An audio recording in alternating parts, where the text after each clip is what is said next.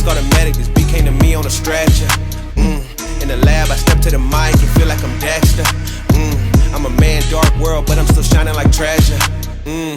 Yeah, I got joy like ha ha ha. Wait, and I can't wear smiles, that's fake. Then I'm between love and strong. Hate clock says no time for mistakes. Ring the alarm, sirens go off, but I'm calm. My life resides in his palm. Submit to my pops, respect for my mom. Honor them both, so my life will be long.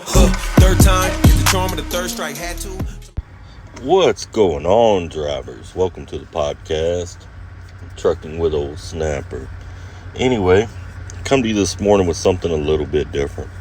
I had an email after posting a video yesterday, and from somebody who's been watching me a long time, someone that I have spoken to many times over the last couple years. I think they've been watching me since the very beginning, since my incognito days, because that's what I was for the first 3 videos, was incognito. But good guy, and I know if he felt that way, there were probably a lot of people that felt that way. So figured I'd get on here, make a video, and try and explain the video yesterday, the part that made him feel a certain way. Now, if he wasn't someone I considered a friend, I wouldn't care, because feelings are an emotion, and your emotion's different from my emotion. My emotion's different from the next guy. I don't like when someone starts off with, I feel like. I almost, if I don't know them, I almost always stop listening at that point, because feelings can change by the temperature in a room. It can change by, so many different factors that have nothing to do with the facts of whatever it is that's going on. So when someone states, I feel like, it's about a 90% chance that Ole Snapper has stopped listening at that point. He's just looking at you and thinking about something else, but he's going to go ahead and let you say what you got to say. But him being someone that I consider a friend, I listened to what he said. And here's what he said. He said, I feel like in part of that video or that podcast, you said that all truckers are stupid. All truckers are dumb. And that our job is not hard. Okay? Now, I did say our job is not hard, but I never said all truckers are dumb. I said there's a wide range. Whenever they did the study on truckers, there's a wide range. And I said you don't have to stay in the truck stop too long. And you listen to the radio, you'll realize that there's some guys out there not real sharp. And those are both facts, right? I know if he felt that way, there were probably a lot of people that felt that way. And they may have stopped listening to that video right when I said that. They didn't even get into the part of comparing the hourly wage to cent per mile wage, right? Which is completely understandable. Now, had he not been a friend of mine, I'd say, well, feelings are an emotion. That's your emotion, and when it comes to emotions, that's pretty much on you. I'm not responsible for your emotions. No one is. No one's responsible for my emotions. If you say something that makes me feel a certain way, that's on me. I'm the one that got the emotion. They ain't got nothing to do with you. That's why they say when someone has a problem, it's their problem, not yours. Because that's on them. They're the ones that got that thought. They're the ones that got in their feelers and got the feeling that way. That's on them. It's not on you. And if someone's not a family member or someone that I respect and trust, and if they tell me they feel a certain way, I'm gonna be honest with you, I really don't care. And that's why it'd be like sitting in the truck stop and some driver 20 trucks down from me is talking crap about me. I don't know him. I could care less what he thinks. I'm never gonna see him again, probably. I really don't care. So what he has to say doesn't matter. The people that matter are people that I respect, people that I care about, people that are family. And I compartmentalize a lot. I compartmentalize a lot of different people. And I'm gonna get kind of graphic here, but if I'm not sleeping with you and you're not making me money, or I don't consider you a friend or family member, pretty much doesn't matter, you know. So, and that's just being honest. And I believe everybody should have a similar mentality, and the world would be a whole lot better off. You wouldn't have so many people upset about what this guy or that guy's doing, or what this guy or that guy's saying, because it doesn't really matter. If they're not affecting your money, they're not in your bed at night, it really doesn't matter, right? You know, if you don't respect them, once they say something that affects you, at that point they matter. That person has to matter. And you can say they don't matter all you want to, but once you respond to it, once you have a reaction to it, once you do something, well, they matter. If you say they don't, you're lying. Because if they didn't, you'd have never responded to it, because it wouldn't have mattered, right? That's a whole lot of mattering. But anyway, I'm going to get into explaining that and get into a little bit more detail with what I was talking about. And I'm going to tell you some of my hypotheses, my opinions, my theories on this as well. In truck driving, people, I believe, and this is my opinion, I believe people mistaken stress level with difficulty of doing the job. Working the drive-thru at McDonald's is stressful. You know, being a security guard is stressful. But those jobs are not hard. Those jobs don't require a lot of brain power, don't require a lot of mathematics or figuring anything, or physical ability, right? But those jobs are stressful. In trucking, same thing. Trucking is stressful. Doesn't require a whole lot of physical labor. Doesn't require a whole lot of thinking. And once you've been doing this job about 6 months, you can almost do it on autopilot. I mean, it's like when you pull up to a turn, as I'm approaching the turn, I can tell you before I ever get there whether I can make that turn or not, because you've done it so many times. You just know.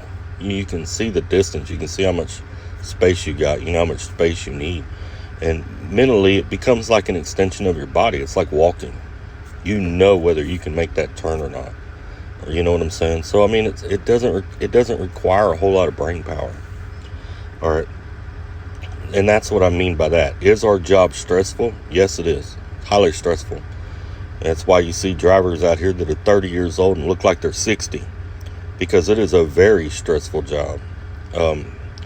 Stress level is very high, and that on that spectrum, yes, the job is difficult, but is the job mentally hard or physically hard? Like, we ain't sitting down running mathematical equations to figure out whether we can make a turn or not. Ain't nobody out there with a tape measure figuring off track and trying to figure out whether they can make that turn or not. There ain't none of that involved. The heaviest thing you lift, if you're running a dry box or a reefer, might be opening and closing the doors. And flatbed, they get into a little bit more physical labor, but it's still not steady. It's at the ends and beginnings of the load. I believe tanker drivers get a little bit of physical labor, but it's still not steady. It's at the beginning and ends of the load. It's not like a regular job where it's 10 hours a day, all day long. So that is mental stress. Now, when you get into jobs like, and I'm going to use electrical because that's something that I know. You get into electrical, the reason it requires someone with a high IQ or a higher IQ is because there's a lot of figuring involved. You get into figuring voltage drop. You get into figuring how much you can put on a load, and the engineers kind of figure some of that stuff out, and it comes to you, and as an installer in the field, you're following what the engineers have put on the schematics. But they're not always right, and sometimes things change. There were times we had drawings that had us running conduit through a certain area. We'd get on the job, can't run the conduit through there. There was a tank or a vessel there. So we'd have to revise the drawings, run the conduit a different way, and do what they call a red line. In that industry, they call it a red line when you do that. You red line the drawings, send them back to the engineer. They redo it to match what you did in the field.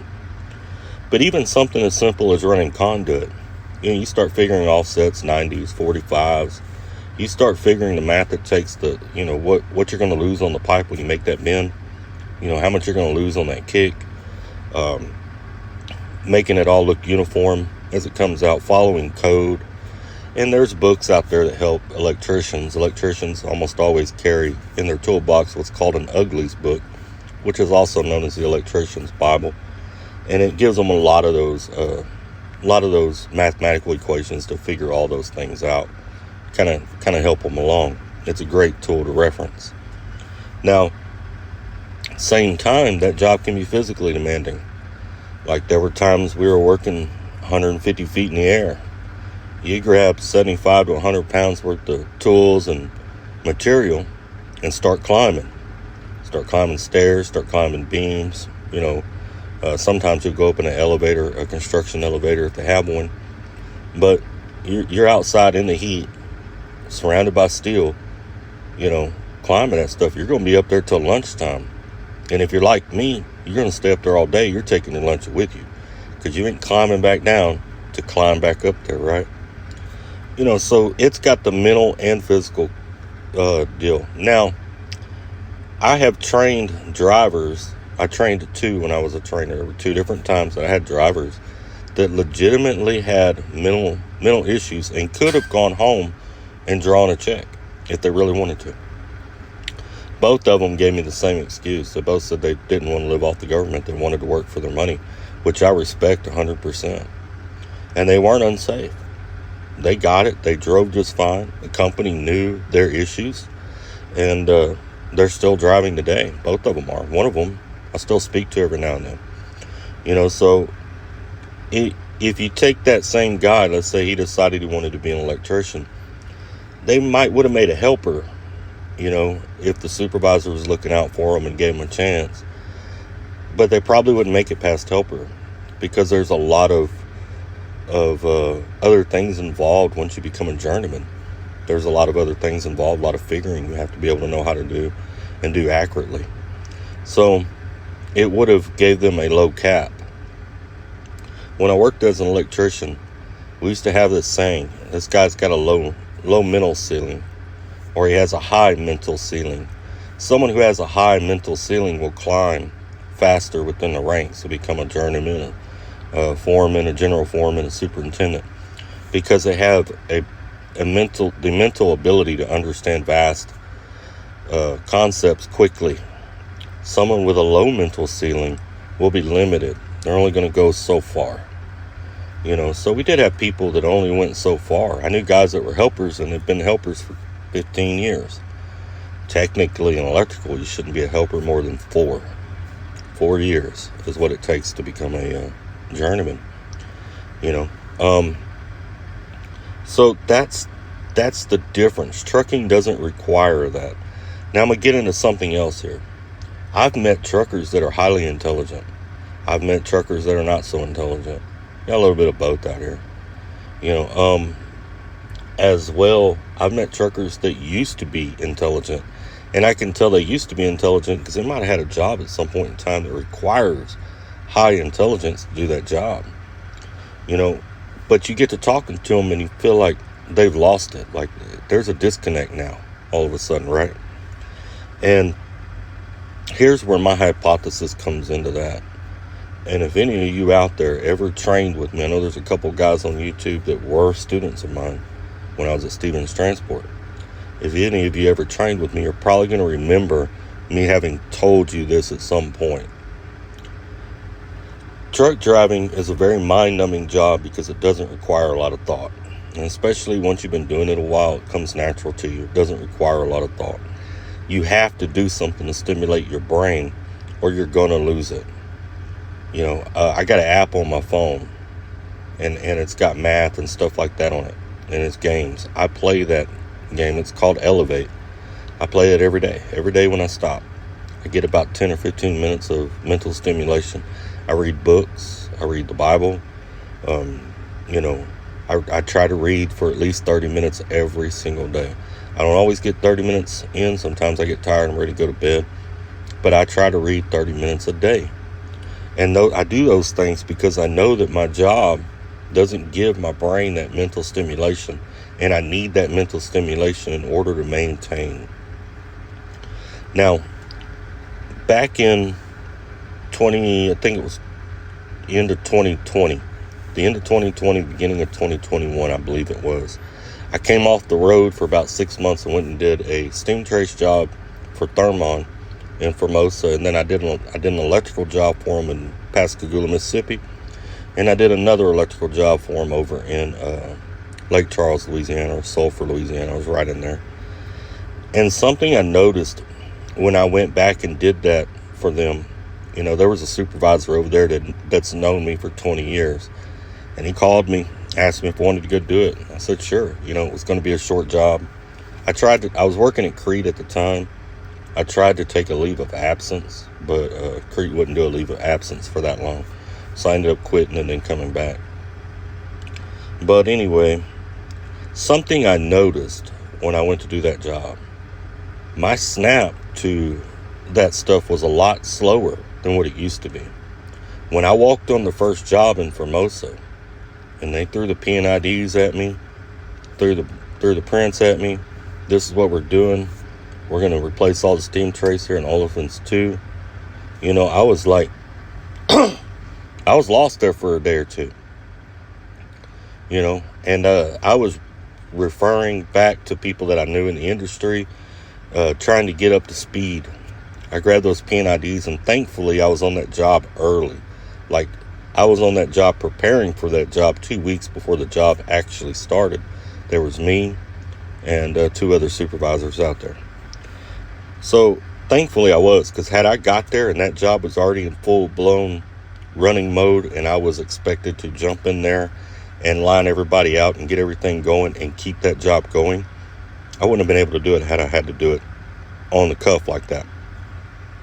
But being I got there early, I was able to do that.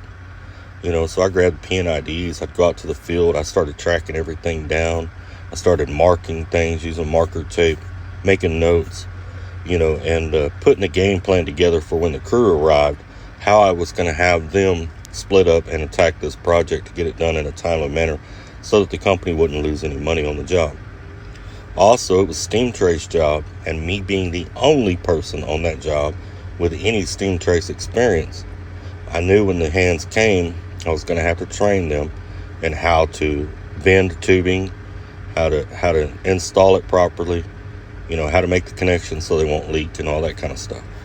So I had my hands full for somebody who hadn't done it. At that time, I'd been out of the industry for 10 years, plus I'd been driving a truck. My snap was nowhere near where it should have been to do that job properly. I got the job done. It got done properly and it got done early, and I did a lot of it myself. But that's an example, if you don't use it, you'll lose it. So you drive down the road, you're staring at white lines going by. You're making a lot of little decisions throughout the day, what lane you need to be in, following your signs. What's this car doing? What's that car doing? I need to, but you're making a lot of those decisions subconsciously, right? As you're making turns, you're making that decision subconsciously, because in your mind, you already know. When your eyes see it, your brain recognizes it. You say, yes, I can make that turn. I need to set up to the left a little bit, or I need to button hook it a little bit, but I can make that turn, and this is what I need to do. And it's a very mind-numbing job. So your brain is a lot like a muscle. If you don't use it, you'll lose it. All right, so hopefully this explains a little more of what I was talking about in a little more depth. I've met drivers out here, a ton of veterans, and in order to enter the military, you have to take what's called an ASVAB test. I would think, I don't know, I'm no expert in ASVAB, but I would assume that anyone who's entered the military has some snap. They had to pass the test in order to even get in there. So there's a lot of guys out here that did jobs that were really important in the military. So there's a lot of guys out here with a lot of snap. There's a lot of guys out here that are very intelligent, very smart. But at the same time, they may lose it over time, lose that ability over time, because the job is such a monotonous job. It's such a kind of brain dead job. You know what I'm saying? Unless they do things to try to maintain, maybe getting an app where they're actually doing some reading and some math and some memory work, reading books and doing different things like that. And a lot of drivers out here do. I've met drivers out here that read. There's a lady that works at Crete that when I see her, me and her exchange books. She'll give me what she's got and I give her what I've read. So there's a bunch of us out here that do that as well. And that helps to maintain that. But overall, this job doesn't require someone who is highly intelligent. You don't have to be a brain surgeon to drive a truck. And you can tell that. If you turn on the CB radio, I don't care where you're at in the country, you're going to hear the same 3 conversations. You're going to have the same 3 tones. And you're going to hear the same 3 gripes. You know what I'm saying? It doesn't change much. And something you'll hear probably 95% of truck drivers do is they'll blame the mega carriers.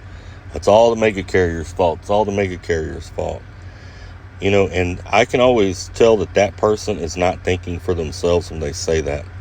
Because if you walk through any truck stop in the country, like I'm in a truck stop right now, and I'm going to look. I got 1, 2, 3, 4, 5, 6, 7, 8, 9. I can see 10 trucks from where I'm at. Not any of those 10 trucks is a mega carrier. Not a one of them. They're all either small companies or independents. Well, I take that back. 11, 12, there's a couple trucks down there. There's one mega carrier down there. Rail. So we got one mega carrier within sight. There's no way the mega carriers are the majority out here. And actually, there was a broker who broke it down for me one time. Something like 80% of the industry is companies of 7 trucks or less. Okay? The majority of the industry is owner-operators. That's why I know they're never going to put owner-operators completely out of business, because they can never haul all the freight with just mega carriers. So it's very simple-minded to just blame the mega carriers when you don't like something. It's a simple-minded way of looking at things. Instead of taking a step back, looking at the whole picture and saying, why did they do that? They blame the mega carriers. Another way you can spot a driver who's not all that intelligent, they'll tell you, e-logs kill people. We need paper logs. Look, the laws are the same. Whether you're running e-logs or paper logs, the laws are the same. They don't change. So you're making an argument that makes you look like a fool, because your argument is you need paper logs over e-logs. The only reason is so you can cheat. That would be like me walking into the bank and saying, I don't have enough money to pay my rent this month. But I would if they would leave that vault open. See what I'm saying? It's the same thing. It's the same exact argument when you say, well, paper logs or e-logs. And then people are like, well, e-logs hurt people because people have to run all their hours. I run e-logs and I don't run that hard. I don't hurt myself running hours. I run the same as I did back when I was on paper years ago. It ain't no different. The only difference between a paper log and an e-log is an e-log, you actually have to think a little bit, because you have to plan your day out. You got to make sure you're going to have somewhere to stop in the evening and all that kind of stuff. You plan out your stops. On paper, you didn't have to plan nothing. You just fill out the paper, throw it up on the dash. You'll find somewhere to stop and just adjust that paper. But that's not legal. You understand what I'm saying? That is not legal. You can't argue it on that basis because it's not legal. And I'm just amazed at how many drivers will try to argue it. And they'll argue it even when you explain to them what I just explained to you. It's not legal. You're arguing to break the law. Because the hours of service laws are the same, whether you're on paper or e-log. It doesn't change. You have the same amount of hours, same 14, the same everything. It does not change. Anyway, I hope all of you are doing great, staying safe, being good to one another out there. Remember, you are somebody. And hopefully, if you're not doing anything that helps stimulate your mind, maybe now you'll put some thought into this and start doing something to stimulate your mind. Download an app and practice math and reading and stuff like that, even if it seems simple to you. Get on YouTube and learn how to do complicated mathematical problems. Hey, YouTube has all kinds of great classes. I took a Harvard computer programming class that they had recorded, put the entire class. It's all up on YouTube. I went through the entire class on YouTube. think it was CS 500, I believe, or something like that. It's been a few years ago, but I know it's still up there, and I can reference back to it if I ever want to go back to it. It's, this modern day of being able to do that kind of stuff is pretty cool. But I appreciate all of you. I appreciate all of you that stop by. I appreciate the emails and words of encouragement that I get from all of you as well. I like interacting with y'all. Y'all take care, stay safe, and keep trucking. Please call the medic, this beat came to me on a stretcher. In the lab, I step to the mic and feel like I'm Dexter. I'm a man, dark world, but I'm still shining like treasure. Yeah, I got joy like ha ha ha. Wait, and I can't wear smiles, that's fake. Then I'm between love and strong. Hey, clock says no time for mistakes. Ring the alarm, sirens go off, but I'm calm. My life resides in his palm. Submit to my pops, respect for my mom. Honor them both, so my life will be long. Third time is the charm of the third.